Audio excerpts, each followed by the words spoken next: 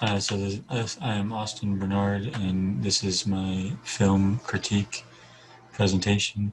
So I decided to look at the film Lucy, and to start off, I want to ask the question: what does it mean to be post-human? That's something that we want to look at with this film. And post-human is basically a person or an entity that exists in a state beyond being human. And what I really want to examine in this film is how our brains and consciousness is what makes us human. Once we surpass the typical usage of our brain power, we enter the post-human realm. According to this film, animals only use about 3 to 5% of their cerebral capacity. And it wasn't until humans that a species used more of its cerebral capacity. And this is roughly about 10% according to the film. Even with this small percentage, we as humans have accomplished so much, be that rockets, robots, developing an economy, developing high-tech weapons, advanced technology, as well as things such as dance and different cultures. And now I'm going to show the first film here real quick. Living being that uses its brain better than us, the dolphin. It is estimated that this incredible animal uses up to 20% of its cerebral capacity. In particular, this allows it to have an echolocation system that is more efficient than any sonar invented by mankind. All right, so with this first clip I just showed, it discusses how dolphins use up to actually 20% of their cerebral capacity, and this allows them to use echolocation. As humans, we're more worried about the fact of having rather than being. This is kind of what we talked about earlier in class about doing things for the experience. In the film, Lucy is exposed to a copious amount of a new drug, and this gives her inhuman abilities and allowing her to unlock more of her cerebral capacity. It is at this point that she becomes post-human. At just 20%, she gains control of her own body, and then at 40%, she can control others. So one question I want to ask you guys is it really ethical to use drugs to accomplish or reach this post-human state? And if this state, especially if this state allows us to better understand the world around us? Because I mean, being human, we are always searching for knowledge. Can we ethically justify using a drug like this?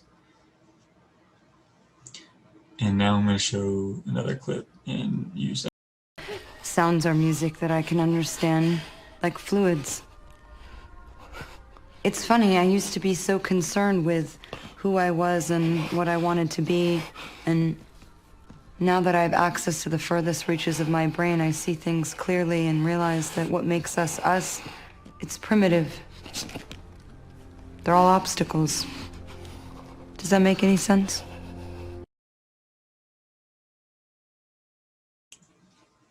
Alright, so what this clip is kind of saying is that what makes us us is a primitive form, and that we should kind of move away from that. It's saying that our brain kind of puts up barriers and obstacles that keeps us from understanding and seeing how the world really is. As humans, we tend to focus on what we feel rather than observations and things that we can see around us, because what we feel, we can connect to us, and it's personal. All right, and then I'm going to show my last clip here real quick. Radio. It's amazing. I don't feel pain, fear, desire. It's like all things that make us human are fading away. It's like the less human I feel, all this knowledge about everything, quantum physics, applied mathematics, the infinite capacity of a cell's nucleus. They're all exploding inside my brain, all this knowledge. I don't know what to do with it. Alright, so with this last clip, she says pain, fear, and desire melt away once we reach this post-human state or realm.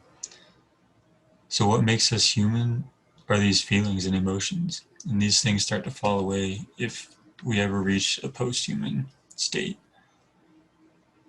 They discuss in the film that the sole purpose of life is to pass on knowledge. And time is a huge thing that gives meaning to our existence, because time is the only true measurement, and this is what they say in the film. Without time, we don't truly exist. We can't pass on knowledge and learn knowledge without time.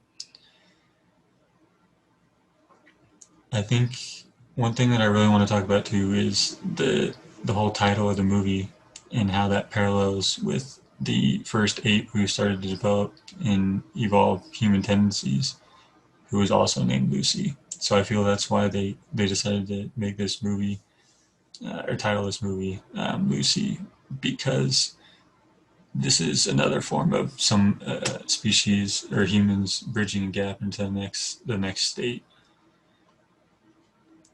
Unfortunately, however, according to actual scientific research, we actually use about every part of our brain, not just 10%.